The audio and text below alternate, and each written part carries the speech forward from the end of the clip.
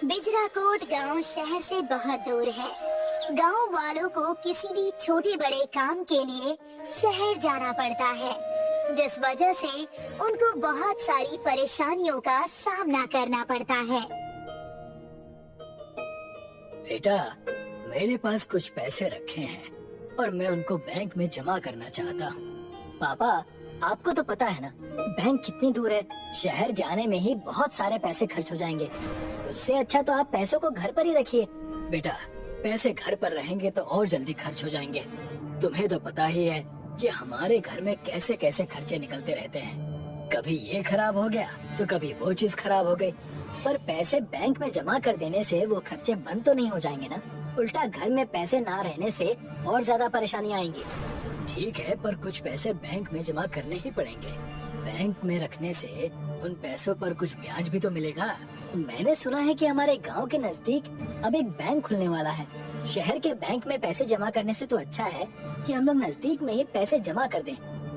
ठीक है बेटा, अगर गांव के नजदीक कोई बैंक खुलेगा तो हम उसमें ही खाता खुलवाकर पैसे जमा कर देंगे। कुछ दिनों में गांव में बैंक की नई शाखा खुलती है और मैनेजर सभी गांव वालों को अपने बैंक में अकाउंट खुलवाने के लिए कहता है। सभी गांव वाले ध्यान से सुनिए। आपके गांव के पास हमारा नया बैंक खुला है। आप लोग हमारे बैंक में अपना अकाउंट खुलवा सकते हैं। हम लोग तो बहुत समय से गांव में बैंक खुलने का इंतजार कर रहे थे। अब हमारा इंतजार खत्म हो गया। हम सभी आपके बैंक में अकाउंट जरूर खुलवाएंगे। मैं आपको अपनी बैंक की कुछ पॉलिसीज बता देता हूँ। हमारे बैंक में 0 बैलेंस अकाउंट नहीं खुलता। आपको कम से कम 1000 रुपए जमा करने होंगे। आपका बैंक हमारे पैसों पर हमें कितना ब्याज देगा? हमारे बैंक का इंटरेस्ट रेट 20% है, जो कि सभी बैंकों के मुकाबले 2 गुने से भी ज्यादा है। और यही हमारे बैंक की खासियत है। अगर किसी के पास 1000 रुपए नहीं हो तो क्या वो आपके बैंक में अकाउंट नहीं खुलवा सकता?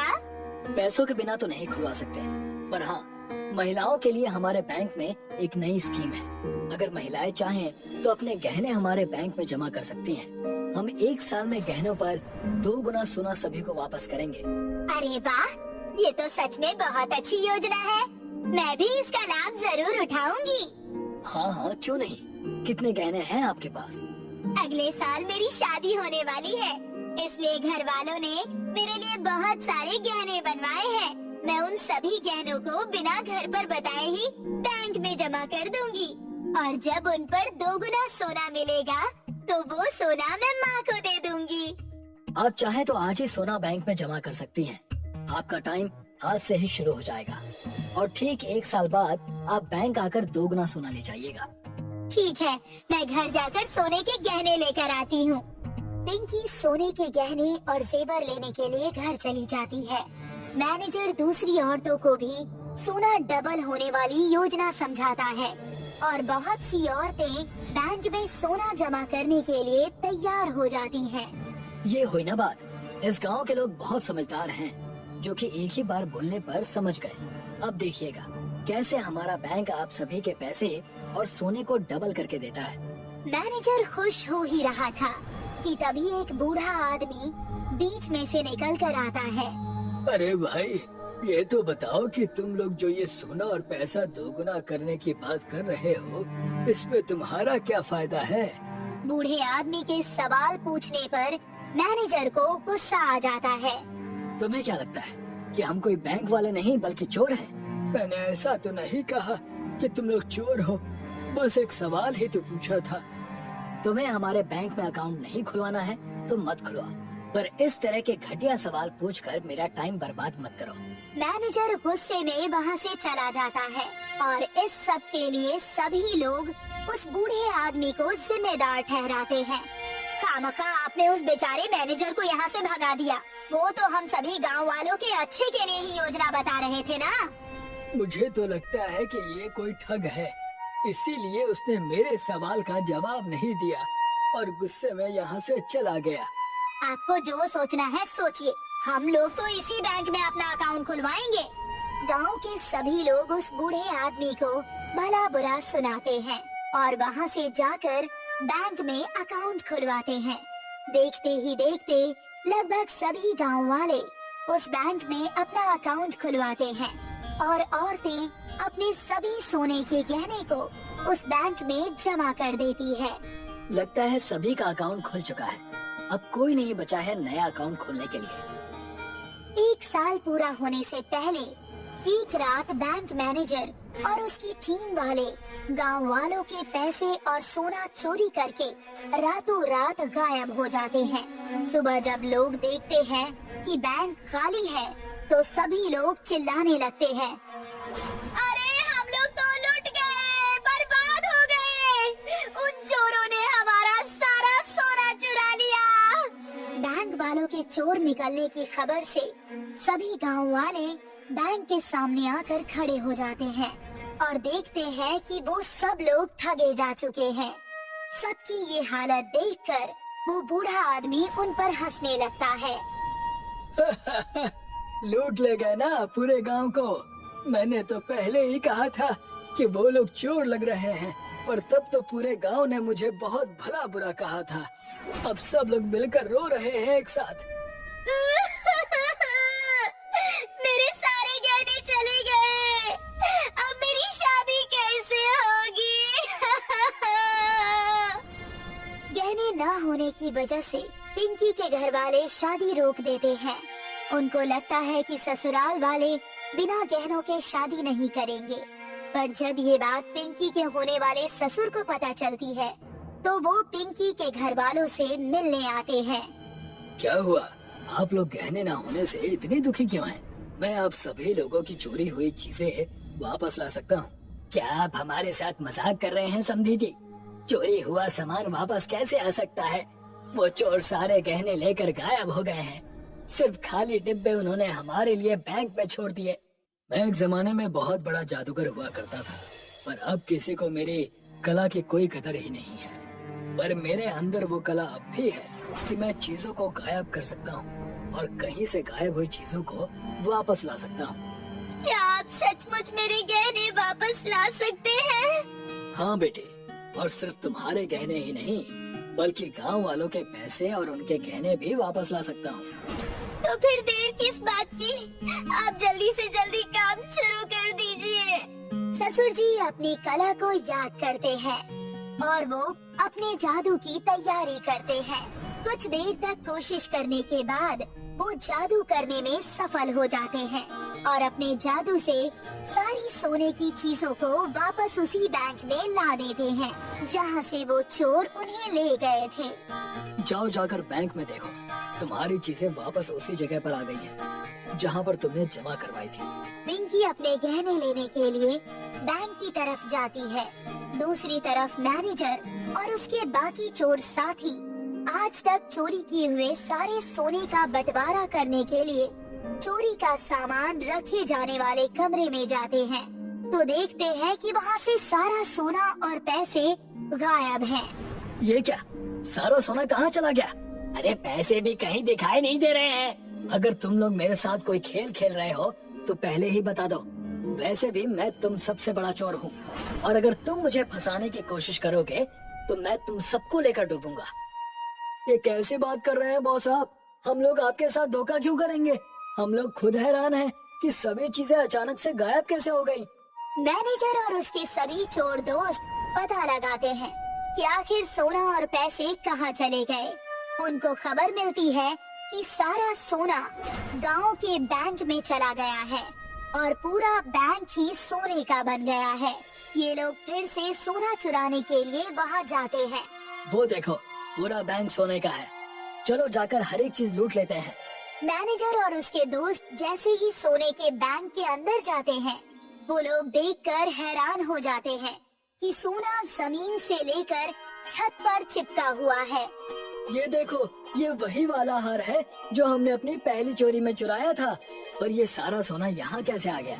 तभी पीछे से एक पुलिस इंस्पेक्टर अपने साथियों के साथ आती है। मैं बताती हूँ कि ये सारा सोना चोरों के पास से यहाँ कैसे आ गया। पुलिस यहाँ क्या कर रही है? वो तो हम बाद में बताएंगे। पहले ये बताओ कि तुम लोग यहाँ क्या कर रहे हो? मैडम, मैं इस बैंक का मैनेजर हूँ और ये लोग मेरे स्टाफ वाले हैं। अच्छा, तो तुम ही वो बैंक मैनेजर हो? जो पैसे और सोने के गहनों को एक साल में डबल कर देता है। हाँ मैडम, वो हमारे बैंक की एक पॉलिसी है। क्या आपको भी अपने पैसे डबल करवाने हैं? मुझे पैसे डबल तो नहीं करवाने, पर जेल की सलाखें जरूर डबल करवानी है, क्योंकि तुम जैसे चोरों के लिए सलाखें कम पड़ जाती है। लेडी इंस्पेक्टर मैनेजर और उसके दोस्तों को हथकड़ी पहनाती है। पुलिस सारे सोने को उन सभी लोगों को वापस कर देती है। अब तो हमारे घर की बहू बनोगी ना? हाँ, जरूर बनूंगी। हमारे देश में जिस तरह से 4 धाम प्रसिद्ध है, उसी तरह से श्रीखंड गांव अपने यहाँ की खूबसूरत पहाड़ियों और श्रीखंड देवता के लिए प्रसिद्ध है। दूर दूर से लोग श्रीखंड देवता के दर्शन के लिए यहाँ आते हैं। इसी तरह एक दिन रॉबर्ट डिसूजा यहाँ घूमने के लिए आता है। अरे वाह, मैंने तो उस गांव के बारे में जितना सुना था, ये तो उससे भी ज्यादा खूबसूरत है। इसीलिए लोग यहाँ आने के लिए बेताब रहते हैं। मन तो कर रहा है गांव में अपना एक घर बनाऊं। रॉबर्ट गांव के चारों तरफ पहाड़ियों को देखने के लिए निकल पड़ता है, जहां पहुंचकर उसे बहुत अच्छा महसूस होता है। वाह, इतनी खूबसूरत पहाड़ियाँ तो मैंने सपनों में भी नहीं देखी है। आज तो बहुत घूम लिया, मजा भी बहुत आया, पर अब बहुत जोरों की भूख लगी है। अगर जल्दी से खाना नहीं मिला तो चक्कर ही आ जाएंगे। हे भगवान, कहीं आसपास अच्छा खाना मिल जाए तो मजा आ जाए। रॉबर्ट खाने की तलाश में निकल पड़ता है। रॉबर्ट को एक ढाबा दिखाई देता है। लगता है पहाड़ी रेस्टोरेंट है, जाकर देखता हूँ। कुछ ना कुछ तो खाने के लिए मिल ही जाएगा। रॉबर्ट ढाबे के अंदर जाता है। क्या कुछ खाने के लिए मिलेगा?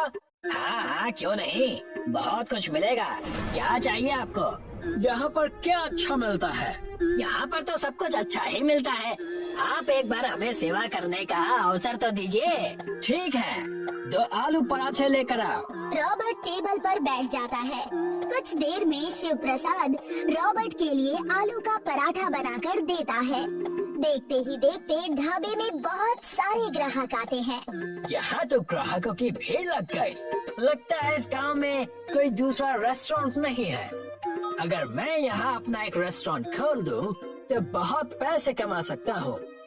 रॉबर्ट जल्दी से अपने पराठे खत्म करके और शिव प्रसाद को पैसे देकर यहाँ से सीधे शहर के लिए निकलता है और वहाँ से कर्जा लेकर यहाँ पर एक रेस्टोरेंट बनाता है। आ जाओ, नया रेस्टोरेंट खुला है। बहुत से लोग रॉबर्ट के रेस्टोरेंट में खाना खाने के लिए आते हैं, पर उनको यहाँ का खाना कुछ खास पसंद नहीं आता और वो लोग खाना खाने के लिए शिव प्रसाद के ढाबे पर जाते हैं। ये देखकर रॉबर्ट को बहुत गुस्सा आता है। वो शिव प्रसाद के पास जाता है। देखो, मैंने इस गांव में एक नया रेस्टोरेंट खोला है। बधाई हो भाई साहब, तुम्हारे इस ढाबे की वजह से लोग मेरे रेस्टोरेंट में नहीं आ रहे हैं। और इसमें मेरी क्या गलती है? अपना ये ढाबा बंद कर दो, नहीं तो अच्छा नहीं होगा। देखिए भाई साहब, ये हमारे पूर्वजों का बनाया हुआ ढाबा है। इसी से हमारी रोजी रोटी चलती है। अगर इसको बंद कर दूंगा तो हम लोग भूखे मर जाएंगे। शिव प्रसाद की बातें सुनकर रॉबर्ट गुस्से में यहाँ से चला जाता है और अपने मन में सोचता है, लगता है ये ऐसा नहीं मानेगा। अब इसको कुछ अच्छा सा सबक सिखाना पड़ेगा। शिव प्रसाद के ढाबे को तोड़ देता है और जेसीबी से उसको पहाड़ी के पीछे फेंक देता है। अब आएगा मजा। जब बांसुरी नहीं रहा तो बांसुरी कहाँ से बजेगी? अब मेरा रेस्टोरेंट अच्छे से चलेगा और मैं बहुत सारे पैसे कमा लूंगा। रॉबर्ट बहुत खुश था। उसे लग रहा था कि ढाबा टूट जाने से अब सभी लोग उसके रेस्टोरेंट में ही खाना खाने आएंगे, पर उसे ये नहीं पता था कि उसकी ये चाल उस पर ही उल्टी पड़ने वाली है। अगली सुबह जब शिव प्रसाद ढाबे वाली जगह पर पहुंचता है तो देखता है कि ढाबा वहाँ पर नहीं है। अरे, मेरा ढाबा कहाँ चला गया? मैं तो लुट गया, मैं तो बर्बाद हो गया। शिव प्रसाद इधर उधर ढाबे को ढूंढने लगता है और ढूंढते ढूंढते पहाड़ी पर पहुंच जाता है, जहां पर उसका ढाबा टूटा हुआ पड़ा है। वो उसे देखकर जोर जोर से रोने लगता है। ये मेरे पूर्वजों की निशानी थी, ये सब कैसे हो गया? दूसरी तरफ श्रीखंड भगवान एक फकीर बाबा का वेश बनाकर यहाँ घूमने के लिए आते हैं। वो सबसे पहले रेस्टोरेंट में जाते हैं। बहुत भूख लगी है बेटा, कई दिनों से खाना नहीं खाया, कुछ खाने के लिए दे दो। फकीर बाबा की हालत बहुत खराब है। उनके कपड़े फटे हुए हैं और पैरों में चप्पल भी नहीं है। अरे भिखारी बुड्ढे, यहाँ अंदर कैसे घुस गया तू? निकल जा यहाँ से। बेटा ऐसा मत बोलो, मैं भूखा हूँ, मुझे खाना खिलाओगे तो पुण्य मिलेगा। अबे बुड्ढे, ये रेस्टोरेंट अमीरों के लिए है, तुम जैसे भिखारियों के लिए नहीं। चल निकल जा यहाँ से। रॉबर्ट फकीर बाबा को रेस्टोरेंट से बाहर निकाल देता है। फकीर बाबा पैदल चलते हुए पहाड़ी की तरफ जाते हैं, जहाँ शिव प्रसाद ढाबे के सामने बैठकर रो रहा है। कुछ खाने के लिए दे दो बेटा, बहुत दिनों से भूखा हूँ। बाबा मेरे पास आपको खिलाने के लिए कुछ भी नहीं है। बेटा मैं तो एक भूखा साधु हूँ, प्यार से बासी खाना भी खिलाओगे तो वो भी खा लूंगा। मेरा सारा खाना खराब हो चुका है, ये देखिए खाना बनाने का सामान भी नीचे जमीन पर बिखरा हुआ है। फकीर बाबा देखते हैं कि ढाबे के अंदर का रखा हुआ सारा राशन जमीन पर चारों तरफ बिखरा पड़ा है।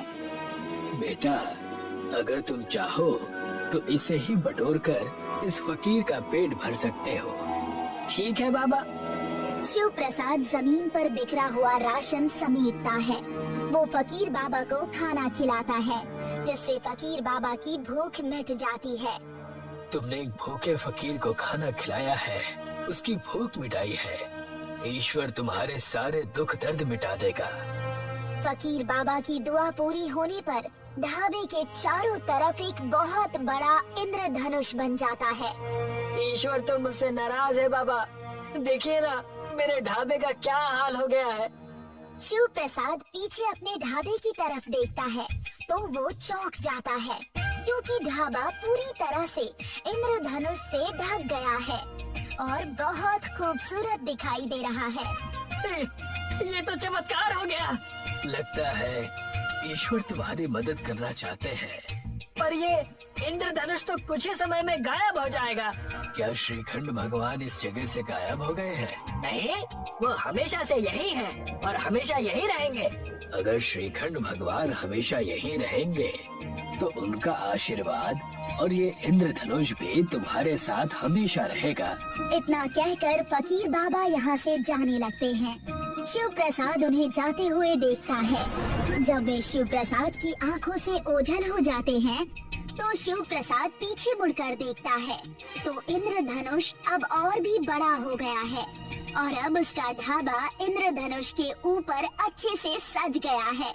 इंद्रधनुष ढाबे पर पहुंचने के लिए कुछ सीढ़ियां बन गई है। शिव प्रसाद उन सीढ़ियों से अपने ढाबे में जाता है और देखता है कि ढाबे की हालत पूरी तरह से बदल गई है। ढाबा अंदर से चमकदार हो गया है। हे श्रीखंड महाराज, आपकी जय हो। जैसे ही लोगों को इस इंद्रधनुष वाले ढाबे के बारे में पता चलता है, रॉबर्ट के सारे ग्राहक उसके रेस्टोरेंट का खाना छोड़कर इस ढाबे की तरफ चले आते हैं। लगता है ये ऐसे नहीं मानेगा, उसको फिर से सबक सिखाना पड़ेगा। रॉबर्ट जेसीबी मशीन लेकर ढाबा तोड़ने के लिए जाता है, पर जैसे ही उसकी मशीन पहाड़ी पर पहुंचती है, वो फिसलन के कारण पहाड़ी से नीचे गिर जाती है। ये क्या हो गया? इस तरह से तो मैं बर्बाद हो जाऊंगा। ग्राहक न आने की वजह से रॉबर्ट का रेस्टोरेंट बंद हो जाता है। रॉबर्ट की हालत देखकर शिव प्रसाद को उस पर दया आ जाती है और वह रॉबर्ट को अपने इंद्रधनुष ढाबे में काम पर रख लेता है। अब रॉबर्ट को भी अपनी गलती का एहसास हो गया है, इसलिए वो भी शिव प्रसाद से माफी मांगता है और मन लगाकर काम करके धीरे धीरे अपना कर्जा उतारने लगता है। इंद्रधनुष ढाबा पूरे श्रीखंड में फेमस हो जाता है।